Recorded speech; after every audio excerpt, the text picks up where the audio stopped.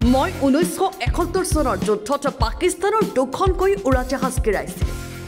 1971 চনৰ যুদ্ধত মই 2-3খন এয়াৰক্ৰাফ্ট পাকিস্তানৰ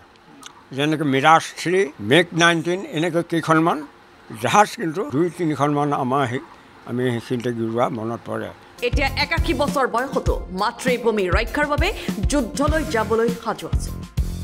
81 চলিছে এতিয়াও যদি এই মই বয়সলৈ নাচাওঁ যদি খবৰ পাওঁ বা বাহিৰৰ সেই ডিফেন্সৰ ফালৰ পৰা ইনফৰ্মেশ্যন দিয়ে যে এক্স আৰ্মি হিচাপে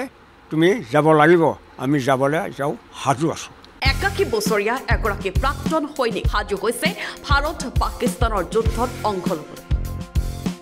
এই প্ৰাক্তন সৈনিকজন হৈছে লখিমপুৰ নাওবৈচাৰ ললিত চন্দ্ৰ গগৈ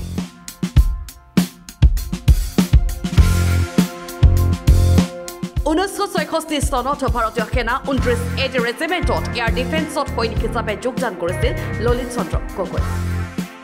মই 1964ত মই ভাৰতীয় সেনাত ভৰ্তি হৈছোঁ মই আছিলোঁ 29 AD ৰেজিমেণ্ট এয়াৰ ডিফেন্স ৰেজিমেণ্টত আছিলোঁ 1971 চনৰ ভাৰত পাকিস্তানৰ যুদ্ধত অংশ লৈছিল প্ৰাক্তন বীৰ সৈনিকজন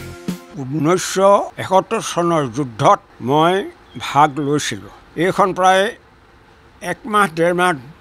দিন ধৰি এই যুদ্ধখন চলি আছে ইতিমধ্যে মই যেতিয়া গৈ পাইছোঁগৈ জেগাত মোৰ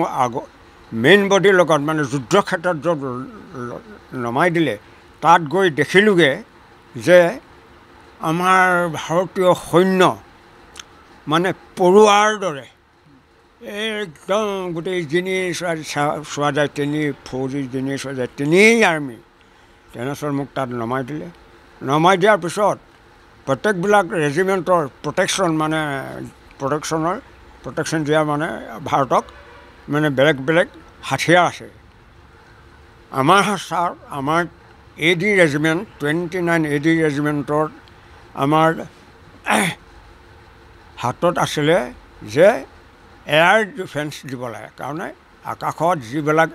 এয়াৰক্ৰাফ্ট যায় সেই এয়াৰক্ৰাফ্টবিলাকক আমি যি বম্বিং বা ৰকেটিং বা কিবা কিবি কৰিব নোৱাৰাকৈ আমি সেই এয়াৰক্ৰাফ্টৰ লগত তাৰমানে আমি আমাৰ যুদ্ধ চলে এতিয়া আদেশ আহিলে দেশ মাতৃ ৰক্ষা কৰিবলৈ পুনৰ সাজু হৈ উঠিছে প্ৰাক্তন বীৰ সৈনিকজন